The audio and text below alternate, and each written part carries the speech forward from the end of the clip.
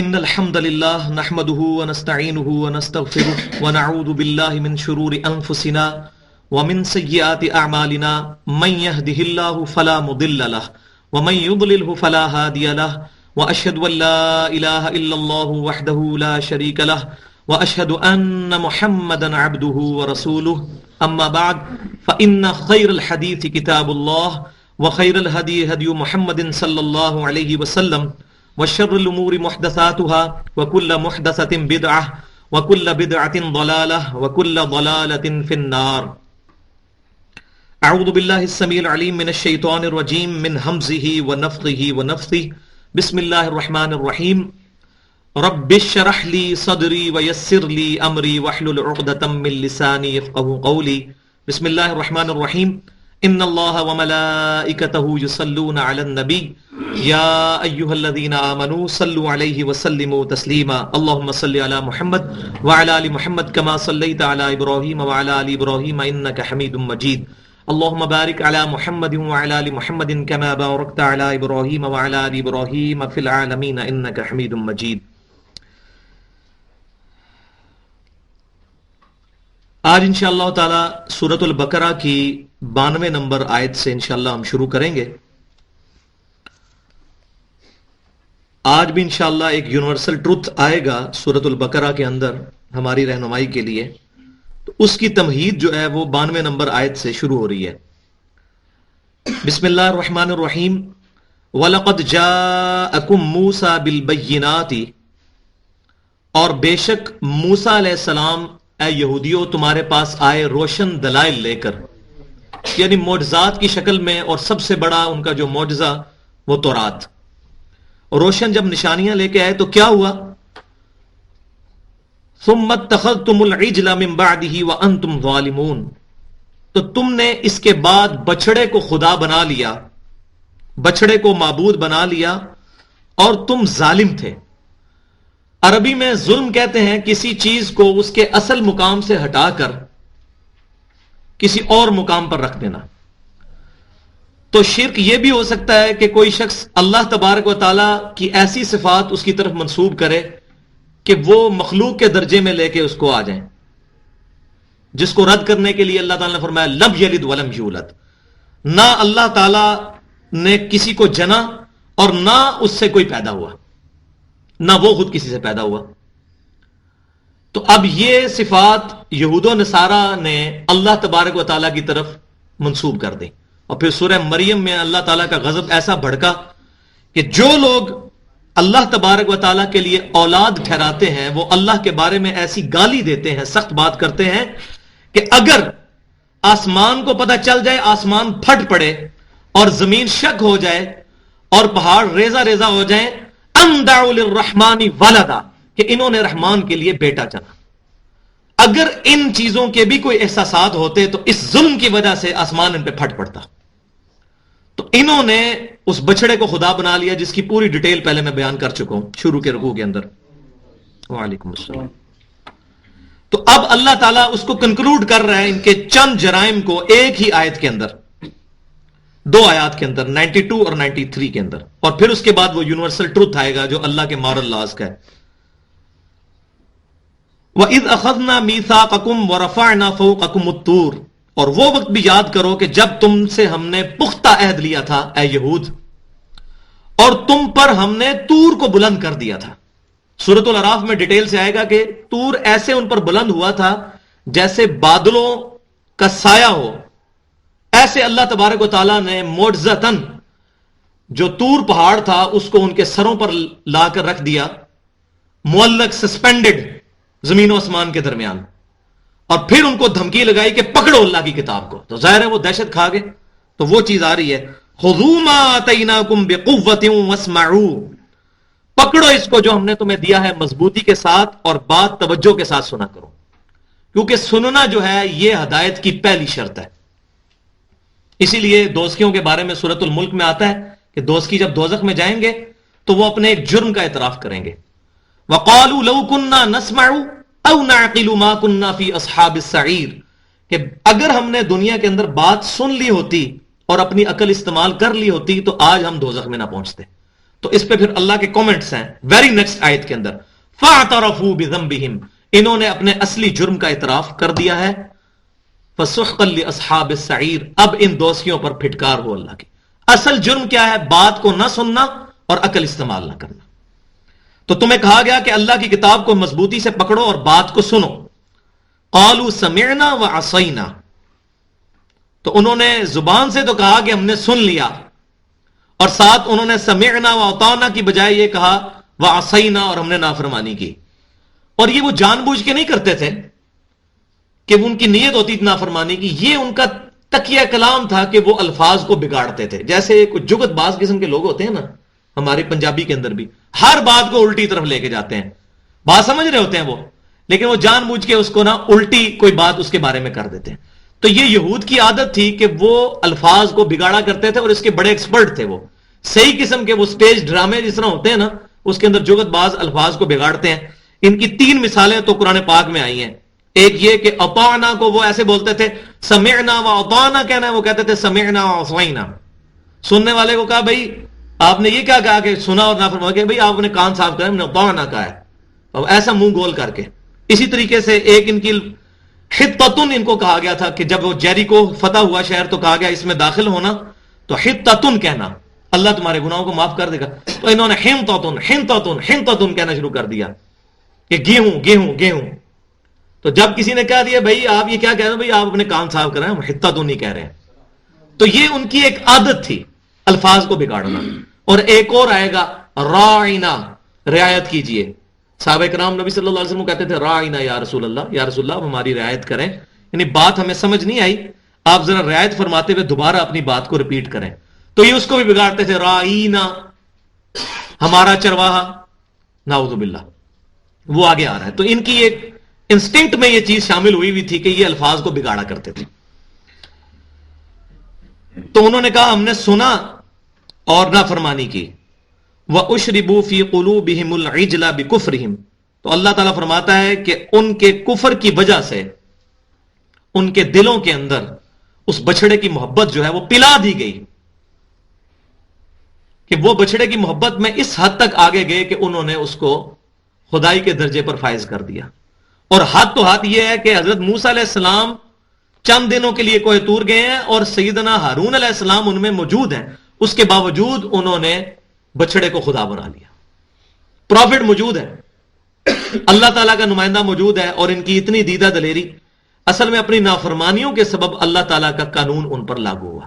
یہ میں نے سورہ بقرہ کے شروع میں بتایا تھا، یہ جو اللہ تعالیٰ فرماتا ہے ان الذین کفروا سواء علیہم اانذرتہم ام لم تنذرہم لا یؤمنون، جنہوں نے جان بوجھ کے کفر اختیار کیا ہے، اے نبی آپ ان کو تبلیغ کریں یا نہ کریں ان کو فائدہ نہیں دے گی، کیونکہ ان کو بات سمجھ آ گئی ہوئی ہے۔ اب وہ انٹینشنلی یہ کر رہے ہیں حرکت، جس کی مثال میں نے دی تھی کہ جو شخص سویا ہوا ہے آپ اس کو جگا سکتے ہیں، لیکن جو آنکھیں بند کر کے لیٹا ہوا ہے اس کی نیت ہی نہیں اٹھنے کی، آپ اس کو اٹھاتے رہیں، وہ جاگا تو ہوا ہے وہی پہلے، وہ اٹھنا ہی نہیں چاہتا۔ یہ مثال ہے ان الذین کفروا سواء علیہم، یہ نہیں مطلب کہ جو کافر ان کو تبلیغ فائدہ نہیں دے گی، جنہوں نے جانتے بوجھتے ہوئے کفر کو اڈاپٹ کیا۔ اب ان کو یہ ساری باتیں پتہ تھی، تو اللہ تبارک و تعالیٰ نے ان کے، اللہ تعالیٰ نے یہ بھی اب قانون یاد رکھیں، اللہ تبارک و تعالیٰ نے ہدایت اور گمراہی کے راستے واضح کر دیے۔ سورۃ الدہر میں اللہ تعالیٰ نے فرمایا انا ہدیناہ السبیل اما شاکرا و اما کفورا، ہم نے ہدایت کا راستہ بھی واضح کر دیا، گمراہی کا۔ اب تمہاری مرضی، چاہو تو ہدایت کے راستے پہ چلو، چاہے گمراہی کے راستے پہ چلو۔ تم جب شراب پینے کے لیے جاؤ گے تمہارے پاؤں کو زمین پکڑ نہیں لے گی، شراب پینے کے بعد تمہارے پیٹ میں درد نہیں ہوگا، یتیم کا مال ہڑپ کرنے کے بعد تمہارے پیٹ کے اندر درد نہیں ہوگی، حرام کھانے کے بعد تمہیں موشن نہیں لگیں گے، تم جو کچھ کرو گے کرتے رہو، دنیا میں نہیں پکڑوں گا۔ اسی طریقے سے اگر تم نماز پڑھنے کے لیے جاؤ گے، شیطان فزیکلی تمہارے سامنے آ کے کھڑا نہیں ہو جائے گا میں تمہیں نماز نہیں پڑھن دینی، نہیں۔ دین کا راستہ بھی آسان اور دین کی مخالفت کا راستہ بھی آسان، اب یہ تمہاری مرضی ہے تم کون سا راستہ اڈاپٹ کرتے ہو۔ فَأَلْهَمَهَا فُجُورَهَا وَتَقْوَاهَا، الہام کر دیا ہے ہر بندے کی جبلت میں، انسٹنکٹ میں، کہ وہ چاہے تو نیکی کا راستہ اختیار کرے چاہے برائی کا راستہ اختیار کرے۔ یہ اب انسان کی اپنی مرضی ہے، یہ اس کی اپنی مرضی ہے کہ وہ اس راستے کے اوپر چلتا ہے۔ تو اللہ تبارک و تعالیٰ نے ان کی نافرمانیوں کی وجہ سے ان کے لیے وہ معاملہ آسان کر دیا کہ انہوں نے بچڑے کو خدا بنا لیا۔ یہ نہیں کہ اللہ نے جان بوجھ کے ان کو، یہ ان کی نافرمانیوں کی سبب۔ جس طرح کوئی شخص شراب پینا شروع کرتا ہے تو اسی طریقے سے اسی کیٹیگری کی جو باقی گناہ ہیں اس کو خود بخود انٹروڈیوس ہونے شروع ہو جاتے ہیں. شرابیے کو پھر زنا کے اڈے بھی پتہ چلیں گے, اس کو یہ بھی پتہ چلے گی چرچ کہاں سے ملتی ہے. اسی طریقے سے جو نیکی کے راستے پہ چلے گا اس کو یہ بھی پتہ چلے گا کہ اچھا میں نے اب نیکی کے راستے پہ چلنا ہے, اچھا تو فلاں جگہ پر فلاں خطیب اچھی بات کرتا ہے, فلاں قاری کی قرات بڑی اچھی ہے, میں تراویح وہاں پڑھوں گا. اب دیکھیں اس کو ساری کیٹیگریز اس کے لیے آسان ہوتی جا رہی ہیں. تو برائی کے لیے برائی کے راستے ساری چیزیں اس کو پتہ چلتی جائیں گی. اللہ تعالیٰ کسی کو نہیں پکڑے گا, قیامت والے دن پکڑے گا. دنیا میں آزادی ہے. تو یہ ان کی نافرمانیوں کے سبب ان کے لیے کفر کا راستہ آسان ہوا کہ انہوں نے بچڑے کو خدا بنا لیا. قل بئس ما یأمرکم بہ ایمانکم ان کنتم مؤمنین. اب اللہ تعالیٰ فرما رہے ہیں محبوب صلی اللہ علیہ وسلم ان یہودیوں سے کہو کہ بڑا ہی برا ہے تمہارا ایمان. یہ اب ٹانٹ کی جا رہی, طنز, کہ جو تمہیں یہ حکم دے رہا ہے, یہ اس طرح کی برائی کا حکم جو دے رہا ہے, یہ کیسا برا ایمان ہے تمہارا. ان کنتم مومنین, اگر تم واقعی مومن ہونا تو اس طرح کا جو تمہارا ایمان ہے یہ کیسا فضول قسم کا ایمان ہے جو تمہیں شرک کی طرف حکم دیتا ہے. اب وہ یونیورسل ٹروتھ آ رہا ہے, چھٹا یونیورسل ٹروتھ سورۃ البقرہ کے اندر. 5 یونیورسل ٹروتھ آ چکے ہیں. بنی اسرائیل کے واقعات کے بعد اللہ کی ایک ورڈک آتی ہے, یہ یونیورسل ٹروتھ ہے اللہ کی مورل لاز کا. اب وہ آ رہا ہے, قل ان كانت لكم الدار الاخرة عند الله خالصة من دون الناس فتمنوا الموت ان كنتم صادقين. اے یہودیو, اگر تمہیں اس چیز کا زوم ہو گیا ہے کہ آخرت کا گھر, آخرت میں جنت خالصتاً تمہارے لیے ہے. وہ کہتے تھے نا کہ جب تک کوئی یہودی نہیں ہوگا اس وقت تک جنت میں نہیں جا سکتا. تو اللہ تعالیٰ فرما رہا ہے کہ اگر تمہارا یہ کہنا ہے نا کہ خالصتاً یہودیوں کے لیے جنت بنائی گئی ہے, اگر تم اس دعوے کے اندر سچے ہو تو ایک دفعہ موت کی تمنا تو کرو. پھر تو تمہیں کہنا چاہیے یا اللہ مجھے جلدی جلدی موت آئے, میں جنت میں پہنچ جاؤں. اب یہ لٹمس ٹیسٹ ہے جس کو ہم کیمسٹری کی لینگویج میں کہتے ہیں نا, ایلیمنٹ چیک کرنا, یہ لٹمس ٹیسٹ ہے کہ کسی بندے کو یہ چیک کرنا ہے نا کہ واقعی اس کو آخرت سے محبت ہے, تو اس کو ذرا موت کی تمنا کرو. اور واللہ یہ حدیث شریف نبی صلی اللہ علیہ وسلم نے فرمایا کہ دنیا مومن کے لیے قید خانہ ہے اور کافر کے لیے جنت ہے. وہ اس کو ایلیبوریٹ کرتی ہے. جب مومن ہے وہ دنیا کی تکلیفیں گزارے گا, کہے گا یا اللہ جب تک تیری مرضی, لیکن اگر تیری مرضی ہے, جس طرح امام بخاری رحمۃ اللہ علیہ پہ جب زندگی تنگ کر دی گئی تو انہوں نے کہا اللہ اگر واقعی میری زندگی ہے اور میری کوئی ضرورت ہے دنیا کے اندر تو مجھے زندہ رکھ, ورنہ اب یہ زمین میرے لیے تنگ ہو چکی ہے. موت کی تمنا کرنا حرام ہے, لیکن وہ کس کانٹیکسٹ کے اندر, وہ اور کانٹیکسٹ کے اندر.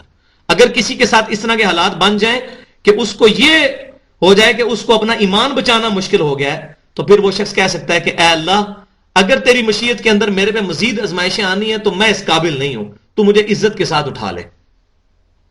جیسا کہ یہ اکثر ہماری بوڑھی مائیں بھی دعا کرتی ہیں, اللہ ٹردے پھردے چک لیں, کسی دا محتاج نہ کریں.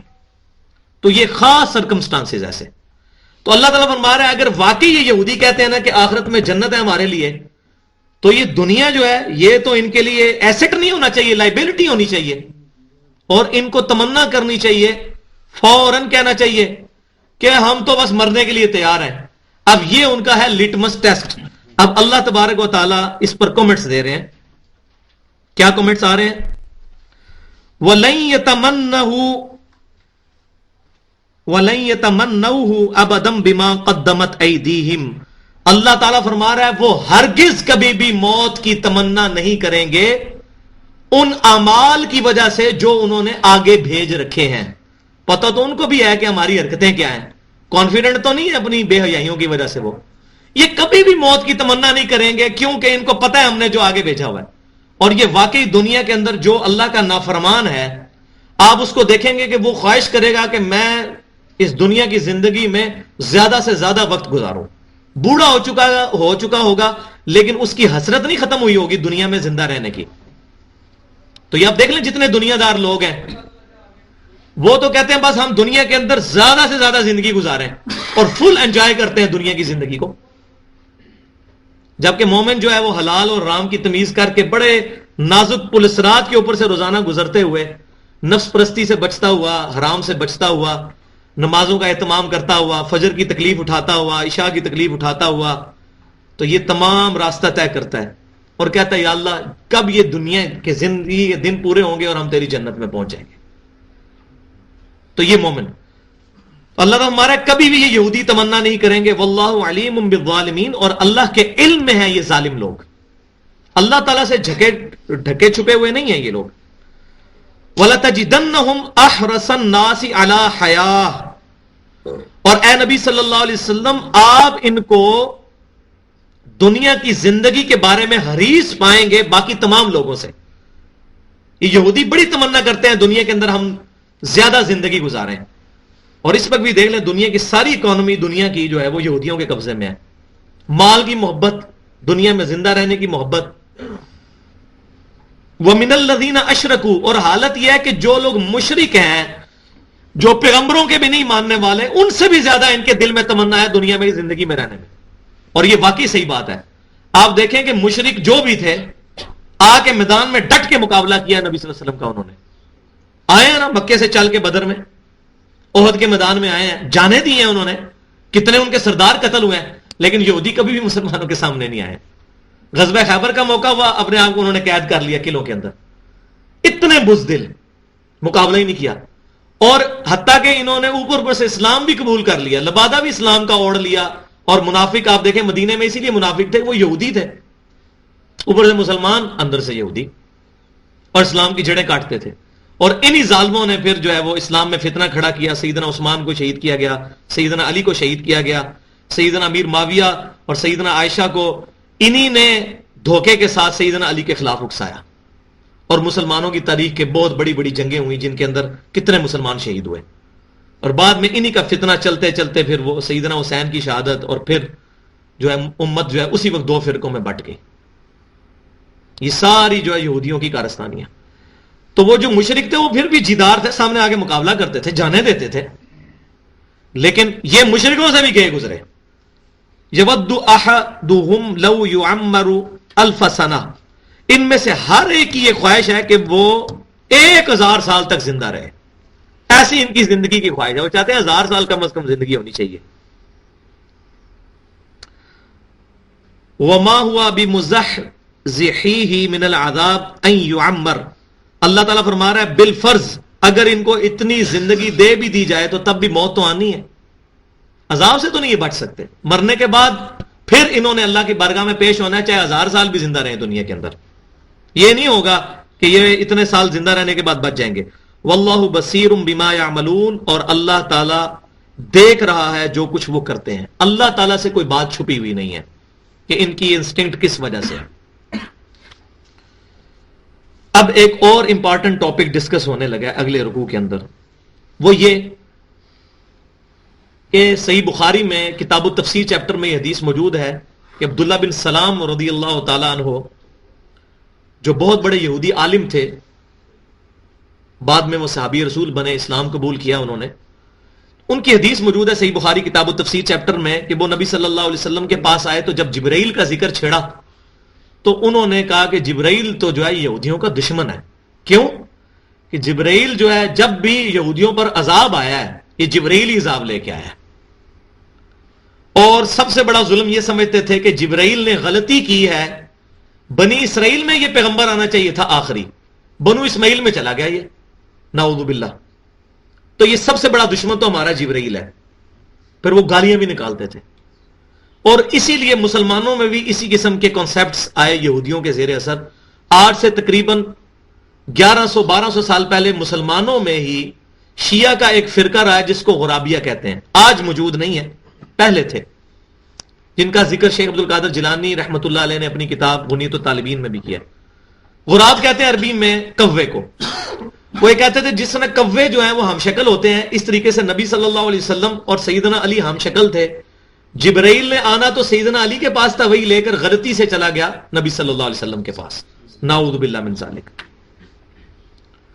تو اس فرقے کو کہتے ہیں غرابیہ فرقہ.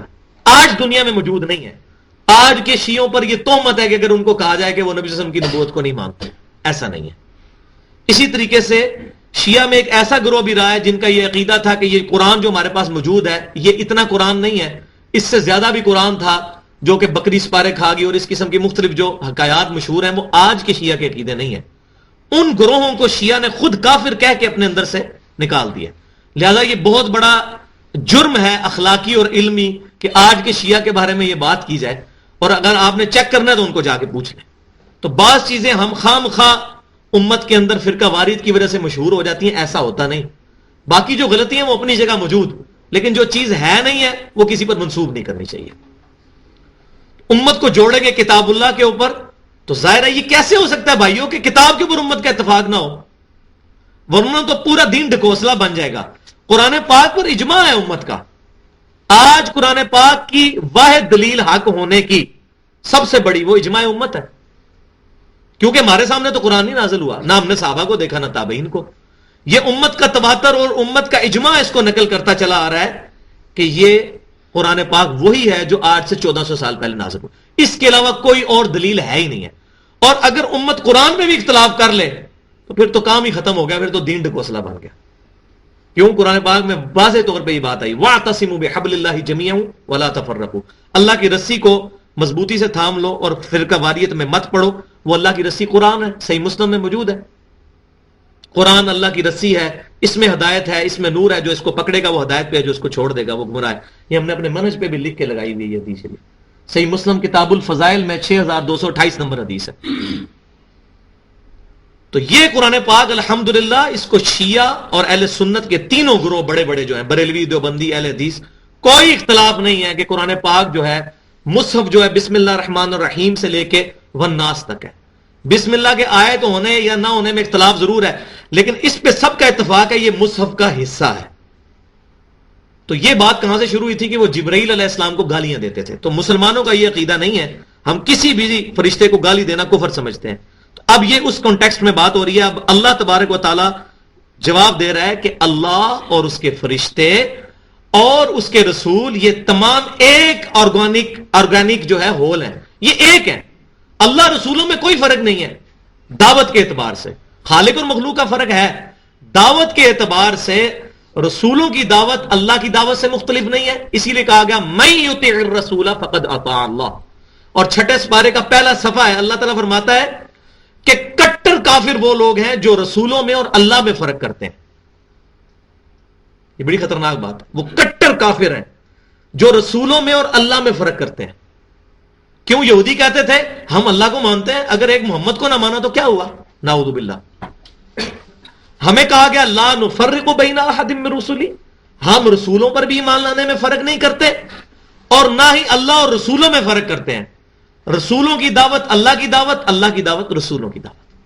تو یہ آج کے جو منکرین حدیث ہیں ان کے منہ کے اوپر یہ بہت بڑا تھپڑ ہے، جو کہتے ہیں ہم قرآن کو تو مانتے ہیں، سنت کو حدیث کو نہیں مانتے. وہ اللہ اور رسول میں فرق کر دیتے ہیں. اور اللہ تعالیٰ کا فتویٰ کتنا سخت ہے ان کے بارے میں. اب آیت شروع ہو رہی ہے قل من کان عدوا لجبریل فانه نزله على قلبك باذن اللہ. اے محبوب صلی اللہ علیہ وسلم آپ فرما دیجئے کہ جو کوئی بھی جبریل کا دشمن ہے وہ کان کھول کے یہ بات سن لے کہ بے شک جبرائیل علیہ السلام نے جو آپ صلی اللہ علیہ وسلم کے دل پر یہ قرآن اتارا ہے تو اللہ کے حکم سے. جبریل کی کیا مرضی ہے کہ وہ اپنی مرضی کر سکے؟ دنیا کے اندر کوئی بھی چیز اپنی مرضی سے کچھ نہیں کر سکتی سوائے جنوں اور انسانوں کے. ان کو اللہ نے اختیار دیا ہوا ہے. باقی جتنی مخلوقات ہیں وہ یا اپنی انسٹنکٹ پہ چل رہی ہیں جیسے جانور ہیں، یا اللہ تبارک و تعالیٰ کی طرف سے گائیڈڈ ہیں جیسے فرشتے. فرشتے اپنی مرضی سے کچھ نہیں کر سکتے، جو اللہ کہتا ہے وہ کرتے ہیں. انسانوں اور جنوں کو اللہ نے اختیار دیا، اسی لیے یہ اکاؤنٹیبل بھی ہے، جواب دہی بھی ہے ان کی. یہ اللہ کے اذن سے نازل کیا مصدقا لما بین یدیہ وہدی وبشری للمؤمنین. تو یہ کتاب کیسی پیاری کتاب ہے جو تصدیق کرتی ہے جو ان سے پہلے کتابیں نازل ہوئی ہیں، تورات، زبور، انجیل، ابراہیم علیہ السلام کے صحائف، موسیٰ علیہ السلام کے صحائف، ان تمام کی تصدیق کرتی ہے اور سراپا ہدایت ہے اور خوشخبری ہے ایمان والوں کے لیے. یہ کیسی کتاب ہے. باقی لوگ جب اپنے مذہب کی طرف بلاتے ہیں تو وہ کہتے ہیں باقی سب فراڈ ہیں. یہ کیسی کتاب ہے جو کہتی ہے نہیں نہیں عیسیٰ علیہ السلام اللہ کے وجیہ فی الدنیا والآخرہ، موسیٰ علیہ السلام عند اللہ وجیہا. یہ نہیں کہ یہودیوں کے پیغمبر ہیں ہمارے نہیں، بلکہ پھر کیٹاگوریکل بات کر دی. آمن الرسول بما انزل الیہ من ربہ والمؤمنون کل آمن باللہ وملائکتہ وکتبہ ورسلہ لا نفرق بین احد من رسلہ. 1,24,000 پیغمبر، مسند امام احمد میں صحیح سند کے ساتھ حدیث موجود ہے، آئے ہیں دنیا کے اندر جن میں سے 315 رسول تھے. ایک رسول یا نبی کا انکار بھی اسی طرح ہی ہے جس طرح کسی نے امام کائنات سید الاولین والآخرین شفیع المذنبین رحمت للعالمین امام اعظم سیدنا محمد رسول اللہ صلی اللہ علیہ وسلم کا انکار کر دیا. کسی بھی نبی کا انکار. اسی لیے میں کہتا ہوں بڑی پیاری بات کہ آج نبی صلی اللہ علیہ وسلم کے کارٹون بنائے گئے, کسی مسلمان نے کھڑے ہو کے یہ بکواس نہیں کی کہ عیسائیوں تم نے ہمارے نبی کے کارٹون بنائے, ہم تمہارے نبی کے بنائیں گے. کسی شرابی کبابی مسلمان نے بھی یہ نہیں کی. یہ ہے تربیت میرے نبی صلی اللہ علیہ وسلم کی کہ تمام نبیوں کا ادب. بلکہ بخاری اور مسلم کے اندر حدیث موجود ہے کہ مجھے یونس بن متا علیہ السلام پر بھی فضیلت بت دو. حالانکہ فضیلت ہے لیکن اس کو کسی کی تنقیص کرتے ہوئے نہ دو. حالانکہ یونس علیہ السلام وہ واحد پیغمبر ہیں جن کے اوپر گرفت بھی ہوئی ہے, لیکن اللہ کے نبی صلی اللہ علیہ وسلم فرما رہے ہیں مجھے یونس پر بھی مت دو فضیلت, اس اعتبار سے کہ ان کی تنقیص کی جائے. ویسے ہم جب کہتے ہیں کہ آپ امام الانبیاء تو ہیں, صحیح مسلم میں حدیث موجود ہے کتاب الایمان میں کہ پھر جبرائیل نے مجھے تمام انبیاء کا امام بنایا وہاں پر مسجد اقصی میں. لیکن اس کی بنیاد پر کسی دوسرے نبی کی تنقیص کرنا یہ کفر ہے. بڑی معذرت کے ساتھ مجھے یہ کلام بہت پسند ہے, مصطفیٰ جان رحمت پہ لاکھوں سلام, شمع بزم ہدایت پہ لاکھوں سلام. اس کے کچھ شعر واقعی قرآن اور سنت کی ترجمانی کرتے ہیں, لیکن اس شعر سے مجھے بہت سخت اختلاف ہے. کس کو دیکھا یہ موسیٰ سے پوچھے کوئی, آنکھ والوں کی ہمت پہ لاکھوں سلام. اب موسیٰ علیہ السلام کی تنقیص ہو گئی کہ موسیٰ علیہ السلام تو اللہ کو دیکھ نہیں سکے, ان کی تو اتنی ہمت ہی نہیں تھی. ہاں نبی صلی اللہ علیہ وسلم نے دیکھ لیا. اب موسیٰ علیہ السلام کو جب کمپیئر کروایا, اب یہ نبی صلی اللہ علیہ وسلم کی شان نہیں بلند کی, آپ نے گستاخی کر دی موسیٰ علیہ السلام کی. اس طریقے سے نبی صلی اللہ علیہ وسلم کی شان کو بیان کرنا یہ ظلم ہے. تو ہم نبیوں کے اندر فرق نہیں کرتے ہیں. تو یہ کیسا پیارا دین ہے کہ جو کہتا ہے تمام نبیوں کی تمام کتابوں کی تصدیق کرتے ہوئے, من کان عدو وللہ وملائکتہ ورسلہ وجبریل ومیکال فإن اللہ عدو للکافرین. جو کوئی بھی دشمن ہوگا اللہ کا, اس کے فرشتوں کا, اس کے رسولوں کا, یا جبرائیل علیہ السلام کا, یا میکائیل علیہ السلام کا, تو بے شک اللہ بھی دشمن ہے کافروں کا. یہ دیکھیں, نبی کی گستاخی اللہ کی گستاخی, فرشتوں کی گستاخی اللہ کی گستاخی, اللہ کی کتابوں کی گستاخی اللہ کی گستاخی, رسولوں کی گستاخی اللہ کی گستاخی. یہ ایک ہے, کوئی فرق نہیں کرنا ہے. خالق اور مخلوق کا فرق اپنی جگہ, دعوت کے اعتبار سے ایک ہے, تمام ایک ہے, تمام کی دعوت ایک ہی ہے. تو اللہ تعالیٰ فرما رہا ہے اللہ پھر ان کا دشمن بنے گا. اور یہ وہی حدیث صحیح بخاری اور مسلم کے اندر موجود ہے. نبی صلی اللہ علیہ وسلم نے فرمایا کہ اللہ تعالیٰ فرماتا ہے کہ جو شخص بھی میرے ولی کے ساتھ دشمنی کرے گا اس کے خلاف میرا اعلان جنگ ہے. لیکن ولی سے مراد وہ نہیں ہے کہ جو اللہ اور اس کے رسول صلی اللہ علیہ وسلم کی تعلیمات کے مقابلے پر اپنی تعظیم کروانا شروع کر دے, جو لوگوں کے کہنے سے ولی بن گیا ہو. کہ بریلوی علماء کہیں گے جی یہ بہت بڑا ولی ہے کیونکہ یہ بریلوی عالم ہے, دیوبندی علماء کہیں یہ بہت بڑا اللہ کا ولی ہے کیونکہ یہ دیوبندی عالم ہے, اہل حدیث علماء کہیں یہ بہت بڑا اللہ کا ولی ہے کیونکہ اہل حدیث عالم ہے. یہ بنیاد نہیں ہوگی. ولایت اللہ کو پتا ہے کہ کون اللہ کا ولی ہے. ہاں جو ڈیفینیٹ ہمیں پتا ہے تمام انبیاء کرام علیہ السلام اللہ کے ولی ہیں, دوست ہیں. تمام صحابہ کرام علیہ رضوان اللہ کے ولی ہیں, تمام فرشتے, اور وہ صحابہ تابعین اور تبع تابعین جن کے اوپر امت کا اتفاق ہو چکا ہے. کیونکہ نبی صلی اللہ علیہ وسلم کی المستدرک للحاکم میں صحیح سند کے ساتھ کتاب العلم چیپٹر میں انٹرنیشنل نمبرنگ کے مطابق 399 نمبر حدیث ہے کہ میری امت کبھی بھی گمراہی پر جمع نہیں ہوگی. آج کے جو مولوی اور بزرگ ہیں ان پہ اختلاف ہے. بریلویوں کے بزرگوں کو دیوبندی کافر کہتے ہیں, دیوبندیوں کے بزرگوں کو بریلوی کافر کہتے ہیں. اس طرح باقی فرقے بھی ایک دوسرے کو کہتے ہیں. لیکن الحمدللہ امام بخاری رحمۃ اللہ علیہ کے بارے میں کوئی بکواس نہیں کرتا, امام مسلم کے بارے میں کوئی بکواس نہیں کرتا, امام حنیفہ رحمۃ اللہ علیہ, امام شافعی, امام مالک رحمۃ اللہ علیہ, اس طرح صحابہ کرام علیہ رضوان تابعین اوپر چلے جائیں جتنے بھی بزرگ, وہاں تک ٹھیک ہے. پھر بعد میں جب اختلاف شروع ہوگا پھر واللہ اعلم. تو اللہ تبارک و تعالیٰ فرماتا ہے میں ان کا خود دشمن ہوں.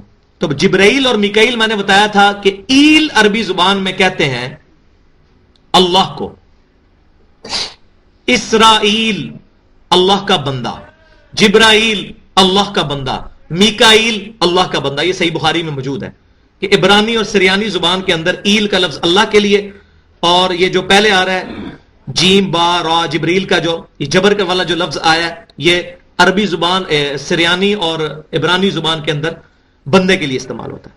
وَلَقَدْ أَنزَلْنَا إِلَيْكَ آيَاتٍ بَيِّنَاتٍ وَمَن يَكْفُرُ بِهَا إِلَّا الْفَاسِقُونَ، اور یقیناً ہم نے آپ پر روشن دلائل نازل فرمائے ہیں، یہ قرآن کی شکل میں، اور اس سے کوئی بھی انکار نہیں کرے گا مگر وہ جو فاسق ہوگا، جس نے جان بوجھ کے یہ نیت کی ہوئی ہے کہ اس نے اس قرآن کو نہیں ماننا، اسی نے اس کا انکار کرنا ہے۔ ورنہ میں نے آپ کو بتایا کہ تورات کے اندر اس وقت بھی اولڈ ٹیسٹمنٹ میں جو اس وقت یہودی چھاپ رہے ہیں، نبی صلی اللہ علیہ وسلم کی پریڈکشن موجود ہے۔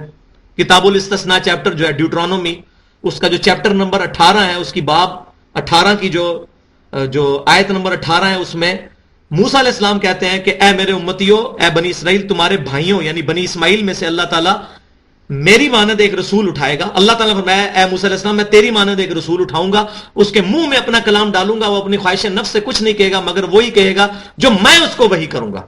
وما ينطق عن الهوى ان هو الا وحی یوحى۔ اور یہ آپ صلی اللہ علیہ وسلم کا معجزہ ہے۔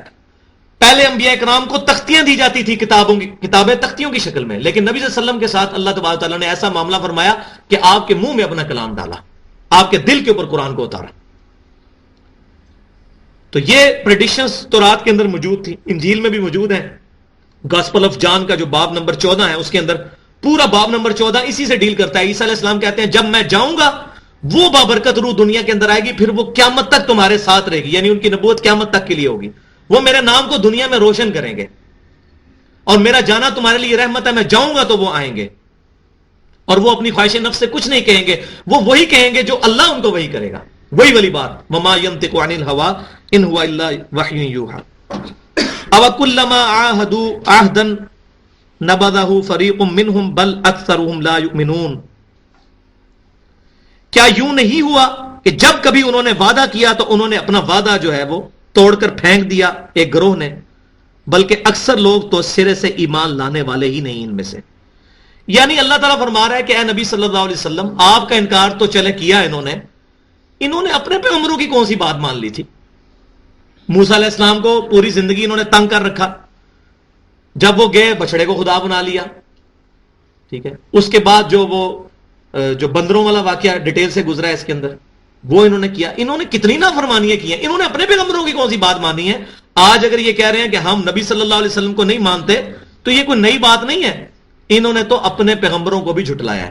کنوکشن والا ایمان ان کے اندر کبھی رہا ہی نہیں ہے، پہلے اپنے نبیوں کی بھی نافرمانیاں کرتے رہے ہیں۔ آج اگر مسلمان یہ ایکسپیکٹ کر رہے ہیں کہ یہ نبی صلی اللہ علیہ وسلم کو مان لے تو ایسا نہیں ہوگا، انہوں نے تو اپنی نبیوں کی بھی نہیں مانی جو بنی اسرائیل میں پیدا ہوئے تھے۔ وَلَمَّا جَاءَهُمْ رَسُولٌ مِّنْ عِنْدِ اللَّهِ مُصَدِّقٌ لِمَا مَعَهُمْ نَبَذَ فَرِيقٌ مِّنَ الَّذِينَ أُوتُوا الْكِتَابَ، اور جب آیا ان کے پاس رسول اللہ کی طرف سے تصدیق کرنے والا اس کتاب کی جو ان کے پاس موجود ہے، یعنی نبی صلی اللہ علیہ وسلم آئے تورات کی تصدیق کرتے ہوئے، تو پھینک دیا ایک جماعت نے اہل کتاب میں سے اللہ کی کتاب کو، کتاب اللہ وراء ظہورہم، اپنی پیٹھ کے پیچھے۔ اب جب نبی صلی اللہ علیہ وسلم تشریف لائے تو تورات میں موجود ہے، اولڈ ٹیسٹمنٹ میں، کتاب الاستثناء میں، ڈیوٹرانومی کے اندر، کہ جب وہ نبی آئے گا تو 19 نمبر آیت باب نمبر 18 کی ہے کہ جو اس پر ایمان نہیں لائے گا اللہ تعالیٰ ماتا ہے میں اس سے بدلہ لوں گا۔ نہیں لے گا ایمان، انہوں نے اپنی کتاب کو پیٹھ کے پیچھے پھینک دیا اور نبی صلی اللہ علیہ وسلم پر ایمان نہیں لے کے آئے۔ کأنہم لا یعلمون، اور یہ ایسے بھیج دیا کہ جیسے ان کو پتہ ہی نہیں ہے کہ یہ کون سے نبی ہیں۔ سورۃ الانعام کے اندر آتا ہے کہ یہ اس نبی صلی اللہ علیہ وسلم کو اس طرح پہچانتے ہیں جیسے اپنے بیٹوں کو پہچانتے ہیں۔ تو انہوں نے تو ایسے انکار کیا جیسے ان کو پتہ نہیں ہے کوئی نئی چیز ہے، ایسا نہیں۔ اب وہ امپورٹنٹ ٹاپک ڈسکس ہونے لگا ہے کہ جب کبھی بھی امتوں کے اندر کتاب اللہ کو پیٹھ کے پیچھے ڈال دیا جائے، اب میں آپ کو قرآن کا تانا بانا سمجھا رہا ہوں، ہر جگہ میں وہ سمجھاتا آتا ہوں، جب کبھی بھی امتوں میں یہ ہو کہ اللہ کی کتاب کو، اللہ کے پیغمبروں کی شریعت کو پیٹھ کے پیچھے ڈال دیا جائے، اس کا رزلٹ کیا نکلتا ہے؟ پھر جو یہ ڈھکوسلے قسم کے علوم ہے، سفلی علوم، لوگ ان کے پیچھے لگ جاتے ہیں، جادو ٹونا، تعویذ دھاگے۔ کیوں؟ جب شریعت سے دوری ہوگی، کتاب و سنت سے دوری ہوگی، پھر یہ دوسری چیزیں آ جائیں گی۔ جس دل میں اللہ کا ذکر نہیں ہوگا وہاں شیطان ہی آئے گا۔ تو اب اس کا ڈسکس ہونے لگا ہے اگلی آیات کے اندر کہ جب یہودیوں نے کتاب اللہ کو پیٹھ کے پیچھے ڈال دیا تو پھر کیا ہوا؟ وَاتَّبَعُوا مَا تَتْلُو الشَّيَاطِينُ عَلَى مُلْكِ سُلَيْمَانَ، اور پیروی کرنے لگے یہ یہودی لوگ ان چیزوں کی جو شیطان پڑھا کرتے تھے سلیمان علیہ السلام کے دور حکومت کے اندر. کیا وہ جادو ہوتا تھا؟ وَمَا كَفَرَ سُلَيْمَانُ وَلَٰكِنَّ الشَّيَاطِينَ كَفَرُوا. اللہ تعالیٰ فرماتا ہے سلیمان علیہ السلام نے یہ کفر نہیں کیا جادو والا، بلکہ یہ شیطان کرتے تھے. کیونکہ یہودیوں نے یہ کہنا شروع کر دیا تھا کہ سلیمان علیہ السلام کی جو یہ ہواؤں پر حکومت تھی اور پرندوں کی بولیاں جانتے تھے تو یہ کوئی جادوگر تھے، اسی لیے ہوا میں اڑتے تھے. تو سلیمان علیہ السلام کو بھی انہوں نے اس کانٹیکس میں ڈال دیا. جس طرح آج کے لوگ جب ہم ان کو کہتے ہیں کہ بھی تصوف کی تعلیمات کتاب اللہ اور سنت سے ٹکرا رہی ہیں، تصوف مخالفت کرتا ہے نکاح کی، اور بخاری اور مسلم میں کتاب النکاح میں شروع میں یہ حدیث موجود ہے النکاح سنتی فمن رغب عن سنتی فلیس منی، نکاح میری سنت ہے، جس نے میری سنت سے اغراض کیا وہ میرا امتی نہیں ہے. نبی صلی اللہ علیہ وسلم تو نکاح پہ ابھارتے ہیں، اور آپ کی تصوف کی کتابوں میں نکاح کے نقصانات کے اوپر باب پورے باندھے ہوئے ہیں. تو کہتے نہیں ہم اپنے بزرگوں کو مانتے ہیں، کتاب اللہ اور یہ سنت ان کو زیادہ آتی تھی، تو وہ سنت کو چھوڑ کے اپنے بزرگوں کے پیچھے لگتے ہیں. پھر وہ ہاتھ تو ہاتھ یہ کہتے ہیں جی آپ کیا سمجھتے ہیں تصوف کو؟ سب سے پہلا امت کا صوفی جو ہے سیدنا ابوبکر صدیق ہے. یہ مجھے کتنے انہوں نے کہا پہلے صوفی ابوبکر صدیق ہے. نقشبندی سلسلہ وہاں تک جاتا ہے. کیوں کہ ان بڑی ہستیوں کو شامل کریں گے تو ہماری بات کے اندر وزن پیدا ہو جائے گا. اسی طریقے سے یہودیوں نے جب یہ آج بھی دنیا میں نمبر 1 جادوگر یہودی ہیں، ایسا ایسا جادو کرتے ہیں وہ، تو انہوں نے اپنے اس کتے کو حلال کرنے کے لیے جادو کا، جی سلیمان علیہ السلام بھی تو کرتے تھے جی جادو، جیسے یہ کہتے ہیں ابوبکر صدیق پہلے صوفی تھے. سیم وہی مینٹالٹی چل رہی ہے، ہیومن انسٹنکٹ وہی چلتی ہے. تو سلیمان علیہ السلام بھی تو اتنے بڑے جادو، دیکھو وہیں جڑتے سن، پرندوں کی بولیاں سمجھتے سن، ان کے حکم سے تخت اڑتا تھا، یہ ہوتا تھا وہ دیکھو کتنے بڑے جادوگر تھے. تو انہوں نے سلیمان علیہ السلام کو بھی اس کیٹیگری میں ڈال دیا. اب اللہ تعالیٰ نے ان یہودیوں کا رد کیا. وما کفر سلیمان، سلیمان علیہ السلام نے کفر نہیں کیا، ولکن الشیاطین کفروا یعلمون الناس السحر، بلکہ شیطان جو ہیں یعنی جن انسانوں کے اندر انسانی شکل میں آ کے وہ لوگوں کو جادو سکھایا کرتے تھے. سلیمان علیہ السلام نے جادو نہیں سکھایا، اللہ کا پیغمبر کیسے؟ تو اس آیت سے کیٹیگوریکل یہ نفی ہو گئی ہے کہ جادو کرنا کفر ہے، جادوگر کافر ہے، اس میں کوئی شک نہیں، کیونکہ اللہ نے فرما دیا یہ کفر کرتے تھے. جادو کروانے والا بھی کافر ہوگا، جادو کرنے والا بھی کافر ہوگا. لہذا یہ جو تعویذ دھاگوں کے پیچھے ہم پڑھتے ہیں اس کی وجہ کیا ہوتی ہے؟ اصل بات وہی ہے کہ جب ہم سنت کو چھوڑیں گے تو ہمارے اوپر پھر اس طرح کے حملے بھی ہوں گے. آج لوگ کہتے ہیں نہیں میرے اوپر تعویذ ہو گئے. ہم کون سے سنت اذکار کرتے ہیں صبح شام کے؟ نبی صلی اللہ علیہ وسلم کے صبح شام کے 28 کے قریب اذکار ہیں جو صحیح احادیث سے ثابت ہیں. اگر ہم ان کا اہتمام کریں، ان میں سے 5 وظیفے تو آپ آج کے درس کا تحفہ لے جائیں. ان 5 وظیفوں کو زندگی کے اینڈ تک کبھی بھی نہ چھوڑیں. صبح شام کے 5 اذکار. سب سے پہلا ذکر ہے آیت الکرسی، جو کہ الترغیب و ترہیب میں صحیح سند کے ساتھ حدیث موجود ہے، جامعہ ترمذی میں موجود ہے، اور کچھ اس سے ملتا جلتا پورشن صحیح بخاری میں موجود ہے. جو آیت الکرسی پڑھتا ہے اللہ تعالیٰ اس کی حفاظت کے لیے ایک فرشتہ مقرر کر دیتا ہے. اور صحیح بخاری میں تو سوتے وقت کا ذکر ہے، اس وقت اسپیشلی جب کوئی بندہ کتاب الوکالہ چیپٹر کے اندر کہ رات کو کوئی بندہ آیت الکرسی پڑھ کے سوئے تو اللہ تعالیٰ اس پر ایک فرشتہ مقرر کرتا ہے جو اس کی حفاظت کرتا ہے. صبح آیت الکرسی 1 دفعہ اور 1 دفعہ شام کو، یہ ایک وظیفہ نمبر 1. اس کے بعد دوسرا وظیفہ معوذات ہیں جو صحیح بخاری اور مسلم میں موجود ہے. نبی صلی اللہ علیہ وسلم رات کو سونے سے پہلے اپنے ہاتھوں پر پھونک کے جسم پہ ملتے تھے. معوذات 3 پناہ دینے والی صورتیں. معوذتین ہوگا تو 2، یہ معوذات ہیں 3. قل هو اللہ احد، یہ پوری صورت، قل اعوذ برب الفلق، قل اعوذ برب الناس، یہ تینوں صورتیں 3 دفعہ. آیت الکرسی 1 دفعہ اور یہ تینوں صورتیں 3 دفعہ. یہ وظیفہ صبح شام کا بنائیں. تیسرا وظیفہ وہ ہے، اور یہ ذکر جو ہے سنن نبی داؤد اور جامعہ ترمذی میں حدیث موجود ہے کہ نبی صلی اللہ علیہ وسلم فرماتے ہیں کہ جس نے معوذات پڑھ لی وہ اس کے لیے ہر شے سے کافی ہو گئی. تیسرا وظیفہ ہے جس کو ہم اپنی عرف کے اندر کہتے ہیں چوتھا کلمہ. ویسے یہ کلموں کا کنسیپٹ کوئی نہیں ہے، یہ جو کلمے موجود ہیں پہلے 4 یہ صحیح سند کے ساتھ احادیث میں موجود ہیں، لیکن یہ اس طرح نہیں ہے کلمہ ایک ہی ہے لا الہ الا اللہ محمد رسول اللہ، یا اس کو دوسرے انداز میں اشہد ان لا الہ الا اللہ واشہد ان محمد عبدہ ورسولہ یا وحدہ لا شریک لہ. لیکن یہ کلمات سبحان اللہ والحمدللہ یہ نبی صلی اللہ علیہ وسلم کے وظائف تھے. تو کلمات تو ہیں یہ، لیکن اس طرح کلمے نہیں جس طرح یہ بتائے جاتے ہیں، تیسرا کلمہ یہ، چوتھا کلمہ یہ. تو تیسرا وظیفہ ہے لا الہ الا اللہ وحدہ لا شریک لہ لہ الملک ولہ الحمد وہو علی کل شیء قدیر. یہ سنن نبی داؤد میں حدیث موجود ہے، صحیح مسلم کے اندر بھی موجود ہے کہ نبی صلی اللہ علیہ وسلم نے فرمایا کہ جو شخص یہ 10 دفعہ پڑھ لے گا 4 غلام آزاد کرنے کا اللہ اس کو ثواب دے گا، اور اگر صبح کے وقت پڑھ لے تو شام تک یہ قلعہ بن جائیں گے اس کے لیے، اور شام کو پڑھ لے تو صبح تک کے لیے یہ الفاظ اس کے لیے قلعہ بن جائیں گے. یہ 10 دفعہ، یہ تیسرا وظیفہ. اور چوتھا وظیفہ جو سنن نبی داؤد میں موجود ہے کہ جس شخص نے صبح کے وقت 3 دفعہ پڑھ لیا بسم اللہ الذی لا یضر مع اسمہ شیء فی الارض ولا فی السماء وهو السمیع العلیم، شام تک اس کو کوئی ناگہانی آفت اور مصیبت نہیں پہنچے گی. شام کو پڑھ لے تو صبح تک کو نہیں پہنچے گی.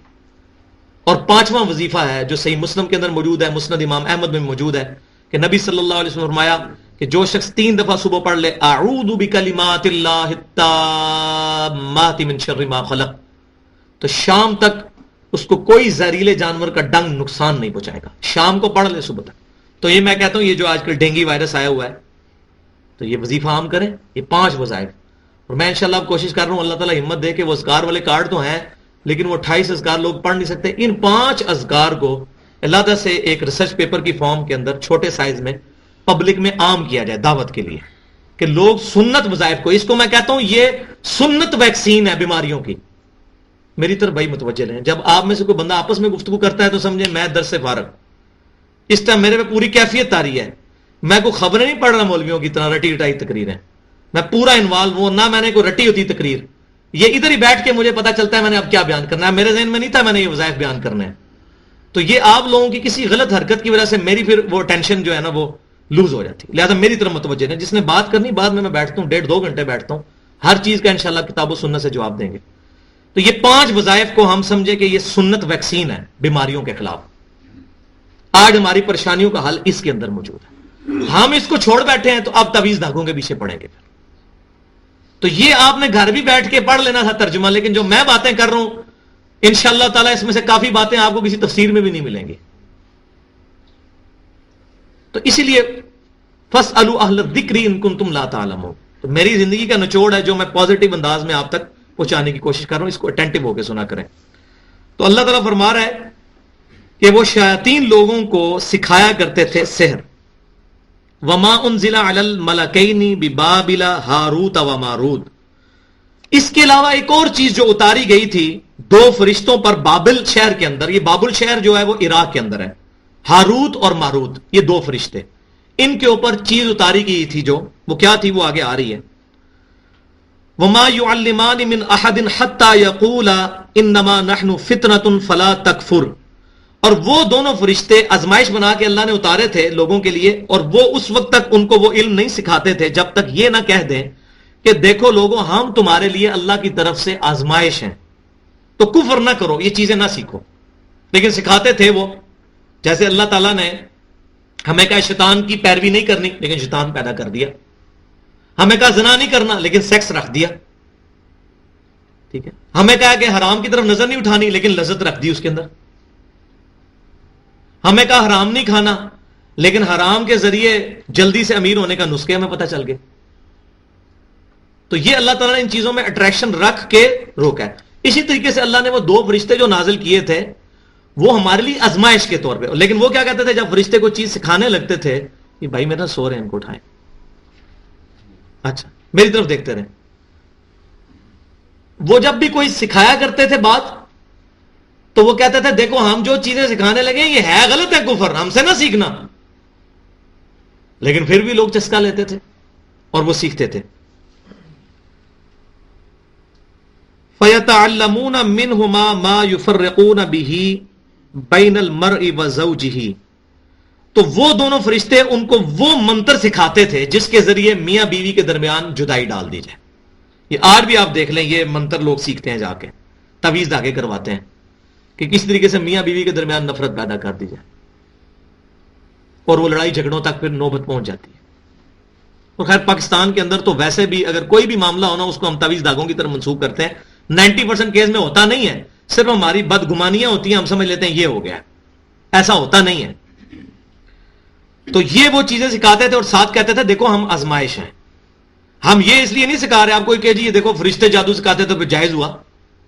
یہ فرشتے اللہ تعالیٰ کی طرف سے مامور تھے لوگوں کو یہ چیز سکھانے کے لیے, اس طرح کا علم جس سے میاں بیوی میں اختلاف ہو وہ چیک کرنے کے لیے کہ یہ بندہ کس طرف آتا ہے. جس طرح اللہ تبارک و تعالیٰ نے گناہوں کے اندر لذت رکھی ہے تاکہ اللہ تعالیٰ چیک کرے کہ کون بندہ میرے خوف کی وجہ سے ان گناہوں سے بچتا ہے. ورنہ اگر گناہوں کے اندر نفرت ہوتی, لذت ہوتی کوئی نہ, تو کس کا دماغ خراب تھا گناہ کرتا؟ کس کا دماغ خراب تھا؟ لوگ جو ہے بینک میں پیسہ رکھ کے تو سود کھانا شروع کر دیتے آسانی کے ساتھ. کون کاروبار کرتا جب بینک اتنا پیسہ دے رہا ہے؟ تو اللہ کے خوف کی وجہ سے بچتے ہیں لوگ. تو گناہ کے اندر اللہ نے لذت رکھی ہوئی ہے. تو وہ بھی سکھاتے تھے لوگوں کو, ساتھ کہتے دیکھو بھئی ہم تمہاری آزمائش ہیں, یہ نہ ہو تم یہ سیکھو اور بعد میں جو ہے اللہ تعالیٰ کی بارگاہ میں تمہاری پکڑ ہو جائے. یہ ہم تمہیں بتا رہے ہیں کہ یہ فتنہ ہے, آزمائش ہے تمہارے لیے. اب اللہ تعالیٰ اس پہ ایک ورڈک بھی دے رہا ہے, وما هم بضارین به من احد الا باذن اللہ, اور وہ اپنے منتر کے ذریعے کسی کو نقصان نہیں پہنچا سکتے تھے مگر اللہ جس کے لیے چاہے. یہ نہیں ہے کہ اللہ سے بھی کام نکل گیا, نعوذ باللہ. یہ اکثر لوگ کہتے ہیں جی شیطانی علم بڑا مضبوط ہوتا ہے, جی بڑے وظیفے کر کے دیکھے نا کوئی اثر نہیں ہوتا, یہ بڑا جناب ایک کالا جادو ہے, چھوٹی شے نہیں ہے. تو کیا وہ پوری زندگی اللہ کی نافرمانی ہے؟ پھر اکثر کہتے ہیں نہیں پتہ نہیں کیڑے گناہوں کی سزا سانوں مل رہی ہے. گناہ سارے کرتے ہیں اور اکثر شرک کے اندر بھی مبتلا ہوتے ہیں, نبی صلی اللہ علیہ وسلم کی گستاخیوں میں مبتلا ہوتے ہیں, صحابہ کے گستاخ ہوتے ہیں. وہ کہتے ہیں پتہ نہیں کون سی ہم کر رہے ہیں گناہ. گناہ سارے کر رہے ہوتے ہیں, نمازیں نہیں چھوڑ رہے ہوتے ہیں, جماعت کے ساتھ نماز بھی نہیں پڑھ رہے ہوتے, کہتے ہیں پتہ نہیں کیڑے گناہوں کی سزا مل رہی ہے. یہ تو اتنا بڑا متکبرانہ جملہ ہے. تو ہم گناہوں کی وجہ سے اللہ کو بھی دور کیا ہوا ہے, وظائف بھی نہیں کرتے, اور پھر ہمارے اوپر ان چیزوں کا تو اثر ہونا ہی ہے, ان گندگی چیزوں پہ آنا ہے. اور یہاں میں ایک بات عرض کر دوں کہ یہ جو اکثر تفسیروں کے اندر لکھا ہے کہ وہ فرشتے آج بھی ٹنگے ہوئے ہیں کوفہ کے اندر, ہاروت اور ماروت ایک کنویں کے اندر الٹے لٹکے ہیں, کئی لوگ آتے ہیں اسی دیکھ کے بھی آئے ہیں, یہ سب جھوٹ بکواس ہے, کچھ بھی نہیں ہے, کچھ بھی نہیں ہے ایسا. وہ بنایا ضرور ہے انہوں نے عراق کے اندر, وہ ایک کنواں, اس کے بعد دروازہ ہے باہر لاک لگایا ہوا ہے, لوگ گئے ہیں وہاں, لیکن وہ اب تاریخی روایتیں ہیں, اس طریقے سے تو نہیں ہے. وہ جی قیامت تک لٹکے رہن گے جی, وہ ایک جڑی زورا نام دی بی بی سی اس سے عاشق ہو گئے سن تو وہ پھر اللہ نے ان کو سزا دے دی, اور یہ سب جھوٹ ہے, یہ سب اسرائیلی روایات ہیں, ان کی کوئی حقیقت نہیں ہے. فرشتہ اللہ تعالیٰ کی نافرمانی نہیں کر سکتا. جن تھا شیطان بھی, فرشتہ نہیں تھا. فرشتوں نے سجدہ کیا, جن نے نہیں کیا. جن اور انسان یہ نافرمانی کر سکتا ہے کیونکہ اس کو اختیار دیا گیا. تو اللہ تعالیٰ فرما رہا ہے کہ اللہ تبارک و تعالیٰ کے اذن کے بغیر وہ نقصان پہنچانے کے نہیں تھے. ظاہر ہے اللہ کا اذن کب ہوگا کہ جب ہم اللہ کے بتائے ہوئے, اس کے محبوب صلی اللہ علیہ وسلم کے بتائے ہوئے وظائف نہیں کریں گے, پھر شیاطین ہی ہمارے پہ آگے گریں گے. ہم خود ہی اجازت دے رہے ہیں کہ شیطانوں آؤ میرے اوپر قبضہ کرو, نعوذ باللہ. وَيَتَعَلَّمُونَ مَا يَضُرُّهُمْ وَلَا يَنفَعُهُمْ, اور وہ سیکھتے تھے جو چیز ان کے لیے نقصان دینے والی تھی اور فائدے والی چیز نہیں تھی. اب یہ بعض لوگ یہ بھی کہتے ہیں, میرا چونکہ اکثر واسطہ رہتا ہے ایسے لوگ, کہتے ہیں جی ہم جو کالا علم سیکھ رہے ہیں نا, اس سے ہم پازیٹیو اس کو استعمال کرنا چاہتے ہیں, پازیٹیو طریقے سے ہم اس لیے سیکھ رہے ہیں, اس کا اچھے فوائد بھی تو ہیں. یہ تو وہ تو قرآن میں آیا کہ شراب کے بھی فائدے ہیں, لیکن اللہ فرماتا ہے اس کے نقصانات زیادہ ہیں. آپ کو کہ جی میں شراب اس لیے پیتا ہوں تاکہ مجھے اس کے فائدے حاصل ہو. تو وہ بھی جسٹیفیکیشن کیا دیتے تھے کہ جی یہ جو چیزیں ہیں یہ فائدے مند ہے. تو اللہ تعالیٰ فرما رہا ہے کہ یہ فائدے مند چیزیں نہیں ہیں. یہ جو اکثر مشہور ہے فلاں بزرگ کے پاس روحانی علم بھی ہے اور ان کے پاس کالا علم بھی ہے. یہ دو علم ایک جگہ اکٹھے نہیں ہو سکتے. وہ کالا علم ہی ہوتا ہے, روحانی علم نہیں ہوتا. یہ کیسے ہو سکتا ہے کہ ایک بندہ شرک کر رہا ہے اور وہ کلام اللہ پڑھے اور اس کا اثر ہو جائے؟ ایسا نہیں, ایسا نہیں ہوتا. وہ شیطانی علم ہی ہوتا ہے جو کہتا ہے میرے پاس دونوں علوم ہیں. تو اللہ تعالیٰ فرما رہا ہے کہ یہ چیز نقصان پہنچانے والی تھی. وَلَقَدْ عَلِمُوا لَمَنِ اشْتَرَاهُ مَا لَهُ فِي الْآخِرَةِ مِنْ خَلَاقٍ. اللہ تعالیٰ فرماتا ہے کہ وہ اچھی طرح جانتے تھے کہ جو وہ یہ سودا کر رہے ہیں اس میں آخرت میں ان کے لیے کوئی حصہ نہیں ہے. اور یہ واقعی ہے کہ جب بھی کوئی بندہ گناہ کر رہا ہوتا ہے اس کا ضمیر اس کو ایک دفعہ بتا رہا ہوتا ہے کہ یار یہ ہے چیز غلط. میں کہتا ہوں ایک پکا شرابی اور زانی شخص بھی ہے نا, اس کو بھی پتا ہے میں جو کر رہا ہوں غلط ہے. ایک طوائفہ عورت جو ہے نا, اس کو پتا ہے میری یہ چیزیں غلط ہیں, اسی لیے وہ جمعرات والے دن ختم بھی دلوا دیتی ہے کہ شاید یہ نیکی قبول ہو جائے. وہ 11ویں بھی دیتی ہے, 10 محرم کی سبیل بھی لگواتی ہے, کیونکہ انسان کے دل کے اندر یہ ایک جذبہ موجود ہے کہ میں کچھ نہ کچھ ایسی نیکی کر لوں کہ میرے گناہوں کا کفارہ بن جائے. یہ ہماری انسٹنکٹ ہے. اس لیے بڑے بڑے گناہگار لوگ بھی نا نیکی کے کام بھی کرتے ہیں. آرام سور کا پیسہ ہوگا ان کا, اور وہ جو ہے ایک بہت بڑی جو ہے این جی او بنا دیں گے, کوئی جو ہے فلاحی ادارہ بنا دیں گے, کوئی اسپتال بنا دیں گے, اور پیسے کمائی کیا ہوگا, گانے گاتے ہوں گے. اور اس کی وجہ سے وہ پھر کہیں گے جی یہ دیکھو جی یہ بھی تو ہم نے نیکی کا کام کیا نا. آخر اللہ تعالیٰ اس کے بارے میں کیٹاگوریکلی قرآن پاک میں ہے. سورۃ الفرقان میں 19ویں پارے کا پہلا صفحہ پڑھ لیں. اللہ تعالیٰ فرماتا ہے کہ قیامت والے دن ہم ان کے اعمال کی طرف بڑھیں گے اور ان کو بکھرا ہوا غبار کر دیں گے. اللہ کے نزدیک کوئی حیثیت نہیں. مدر ٹریسا کو نوبیل پرائز ملا ہے. عیسائی ایک عورت تھی کہ وہ مسکینوں کی اور غریبوں کی خدمت کرتی تھی انڈیا کے اندر, لیکن اللہ کے نزدیک زیرو. کیوں؟ انہ من یشرک باللہ فقد حرم اللہ علیہ الجنہ ومأواہ النار وما للظالمین من انصار. جو مشرک ہے اللہ تبارک و تعالیٰ نے اس پہ جنت حرام کر دی ہے, چاہے وہ ساری دنیا کی پرہیزگاریوں والے کام کر رہا ہو. اللہ تعالیٰ کو کنسرن یہ ہے کہ کسی بندے نے اپنی زندگی کے اندر مجھے چوز کیا ہو. ہاں, پھر اس کے بعد حقوق اللہ, حقوق العباد سب کچھ آئیں گی, ان چیزوں کا فائدہ ہوگا. آرام کا پیسہ ہے اور اس سے کوئی ہاسپٹل بنا لیا ہے, کوئی این جی او بنا لی ہے, کوئی یہ اس طرح فلاحی ادارے, کوئی زلزلہ زدگان کی خدمت, کوئی جو ہے سیلاب زدگان کی خدمت, کوئی فائدہ نہیں. اسمگلنگ کا پیسہ ہے, یہ سب حرام کا پیسہ. اللہ کے نزدیک عاملۃ ناصبہ, ان کے بارے میں قرآن میں آگے عمل کر کر کے تھکنے والے, زیرو. تو ان کو بھی پتا ہے کہ آخرت میں کوئی حصہ نہیں. وَلَا بِئْسَ مَا شَرَوْا بِهِ أَنفُسَهُمْ لَوْ كَانُوا يَعْلَمُونَ. اللہ تعالیٰ فرماتا ہے کہ کاش وہ اس بات کو صحیح معنوں میں جان بھی لیتے کہ جو انہوں نے جس چیز کے بدلے اپنے نفس کا یہ سودا کیا ہے, یہ بڑا ہی برا سودا, انہوں نے بڑے نقصان والا سودا کر لیا. کتنا برا سودا کیا. وَلَوْ أَنَّهُمْ آمَنُوا وَاتَّقَوْا لَمَثُوبَةً مِّنْ عِندِ اللَّهِ. اور اگر یہ صحیح طریقے سے ایمان لے آتے یہودی اور پرہیزگار بن جاتے تو اللہ کے ہاں ان کا ثواب ہو جاتا پکا. نبی صلی اللہ علیہ وسلم کی تصدیق کر لیتے, ایک کلمہ پڑھنے سے ہی جنت میں چلے جاتے. اللہ تعالیٰ ان کا دین قبول کر لیتا. بلکہ ایک اور جگہ پہ آتا ہے ان کے لیے ڈبل اجر ہوتا جو بنی اسرائیل میں جو ایمان لے, کیونکہ انہوں نے پہلے انبیاء پر بھی ایمان لے کر آئے اور پھر نبی صلی اللہ علیہ وسلم پر بھی ایمان لے گئے. لو کانوا یعلمون, کاش یہ لوگ جانتے ہوتے. وڈ دیٹ جس کو انگلش میں کہتے ہیں. علم ہوتا ہے لیکن صحیح معنوں میں. آپ مجھے بتائیں کس بندے کو یہ بات نہیں پتا کہ میں نے مرنا ہے؟ ہر بندے کو انفارمیشن ہے, لیکن اگر حقیقتاً دیکھا جائے نا تو دل سے کسی کا یقین نہیں کہ اس نے مرنا ہے, ورنہ اس کے کام یہ نہیں ہونے چاہیے. جس کی مثال میں اکثر دیتا ہوں کہ اگر حکومت کی طرف سے یہ اناؤنسمنٹ ہو کہ جس شخص نے فجر کی نماز چھوڑی اس کی حاضری لگے گی مسجد کے دروازے پہ, جس بندے نے مسجد میں آگے فجر کی نماز نہیں پڑھی اس کو صبح کے وقت جیلم کے شاندار چوک میں کھڑا کر کے قمیض اتار کے مرغا بنا کے اس کی پیٹھ کے اوپر 10 کوڑے لگائے جائیں گے. آپ کا کیا خیال ہے کسی کی فجر کی نماز رہے گی؟ نہیں رہے گی. کیونکہ یقین ہے یہ حکومت ہے, کر لے گی. اللہ کے بارے میں یقین نہیں کہ اللہ پکڑ کرے گا. وہ ایک انگریز آیا تھا نا پاکستان, وہ کہتا ہے یار کہ مجھے بتاؤ کہ یہ روزوں والا خدا کوئی اور ہے اور نمازوں والا خدا کوئی اور ہے. مسلمان سے اس نے سوال کیا, کہا نہیں خدا تو ایک ہی ہے ہمارا, الہ تو ہمارا ایک ہی ہے, اللہ تو ایک ہی ہے. اس نے کہا یہ میں دیکھتا ہوں کہ مسلمان روزہ رکھتے ہیں, نمازیں کوئی نہیں پڑھتے. رمضان کا مہینہ ختم ہوا, نمازیں ختم. لگتا ہے کہ روزوں والا خدا بڑا تگڑا ہے جس سے بہت ڈرتے ہیں یہ, اور کوئی نماز والا کو معاذ اللہ جو ہے یہ ماٹھا ہے. یہ ہمارے منہ پہ تھپڑ مارا اس نے انگریز نے.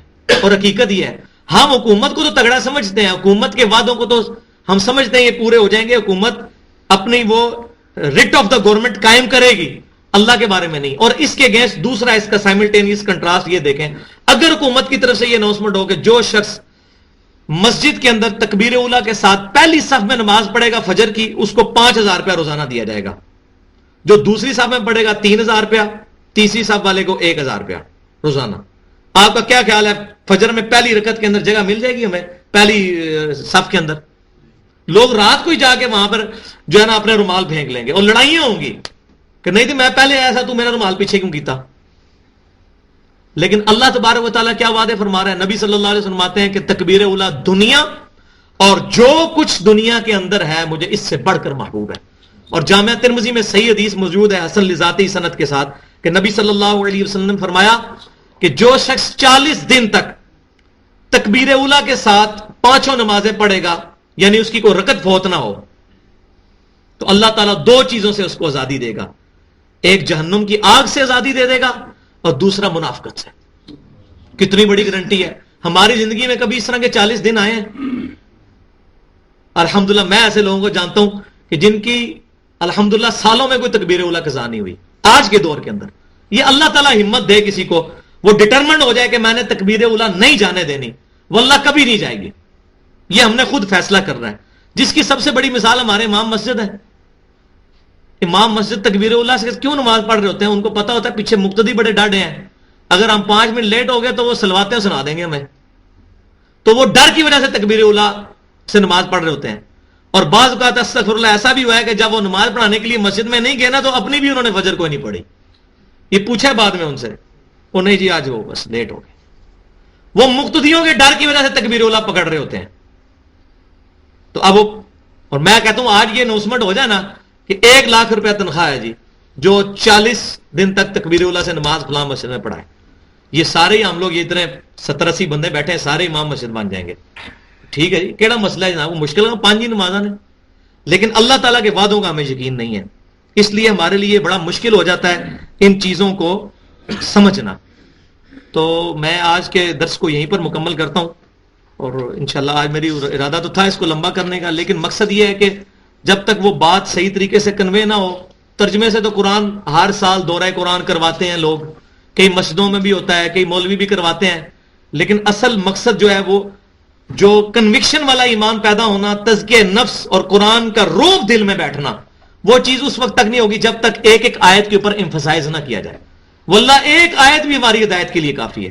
یہ جو آخر میں اللہ تبارک نے فرمایا نا کہ کاش یہ لوگ جانتے ہوتے، کاش یہ جانتے ہوتے، پتہ تو ہے ان کو، لیکن واقعی یقین کے درجے تک یہ جانتے ہوتے اللہ کے وعدے جھوٹے نہیں ہیں، اللہ کے وعدے سچے ہیں۔ اور میں آخر میں ایک مثال آپ کو دیتا ہوں، 2-3 منٹ ہیں ابھی، کہ آج اگر یہ اناؤنسمنٹ ہو کہ جو شخص جیلم سے ریل کار میں لاہور تک کھڑے ہو کر سفر کرے گا، لاہور پہنچتے ہی اس کی پوری زندگی کا خرچہ حکومت دے گی، اس کے بچوں کی تعلیم حکومت کی طرف سے فری، وہاں پہنچتے ہی اس کو ڈیفنس میں کوٹھی بھی مل جائے گی، کوئی اس کا ایشو نہیں ہوگا۔ تو لوگ کہیں گے جی آپ کہہ رہے ہیں کھڑے ہو کے ہم الٹا لٹک کے لاہور جانے کے لیے تیار ہیں، 3 گھنٹے کا ہی سفر ہے نا، پھر تو موجیں ہی موجاں نے۔ اسی طریقے سے یہ سمجھیں کہ دنیا کی زندگی مشکل میں گزار لے بندہ، حلال اور حرام کی تمیز کر کے اللہ تعالیٰ کے احکامات کی پیروی کرتے ہوئے، تو موجیں ہی موجیں ہیں۔ صحیح مسلم کے اندر حدیث موجود ہے، نبی صلی اللہ علیہ وسلم نے فرمایا کہ آخرت اور دنیا کی مثال اس طرح ہے جیسے کوئی شخص سوئی سمندر میں ڈبوئے، اس سوئی کے ساتھ جو پانی لگے گا نا وہ دنیا کی زندگی اور سمندر آخرت کی زندگی۔ لیکن ہمیں اس سچے انسان کی جس کو اللہ تبارک و تعالیٰ کہ محبوب صلی اللہ علیہ وسلم کو کافر بھی سچا مانتے تھے، اس کے سچے وعدوں کے اوپر یقین نہیں ہے۔ ہم دنیا کی زندگی کے ساتھ اپنا دل لگا بیٹھے ہیں اور صحیح معنوں میں یہ چیز نہیں سمجھتے کہ ہم نے اللہ کو رسپانس کرنا ہے۔ نہ ہم نے نماز کا ترجمہ یاد کیا ہے کہ ہم نماز کے اندر کنسنٹریشن سے نماز پڑھیں، بس ٹوٹل پورا کرتے ہیں۔ جو پڑھنے والے بھی ہیں وہ بھی جناب ان کی نظر یہ ہوتی ہے فوراً نماز ختم کریں اور مسجد سے باہر نکلیں، ایک سلام امام کے پیچھے، دوسرا جوتیوں والی جگہ پہ جا کے پھیریں، بھاگنے کی، سنتے بھی نہیں پڑھتے۔ حالانکہ صحیح بخاری اور مسلم کی متفق علیہ حدیث ہے، جو شخص فرض کے علاوہ 12 رکھتے ہیں سنت موقدہ جو ہیں، 2 فجر سے پہلے، 4 ظہر سے پہلے، 2 ظہر کے بعد، 2 مغرب کے بعد، 2 عشاء کے بعد، ان کو پڑھے گا اللہ تعالیٰ جنت میں محل بنائے گا۔ آج یہ اناؤنسمنٹ ہو جو یہ 12 رکھتے پڑے گا، اس کو F11 کے اندر حکومت کی طرف سے 1 کنال کا پلاٹ دیا جائے گا جس کی قیمت 2.5-3 کروڑ ہے، سارے پڑھنے کے لیے تیار ہو جائیں گے۔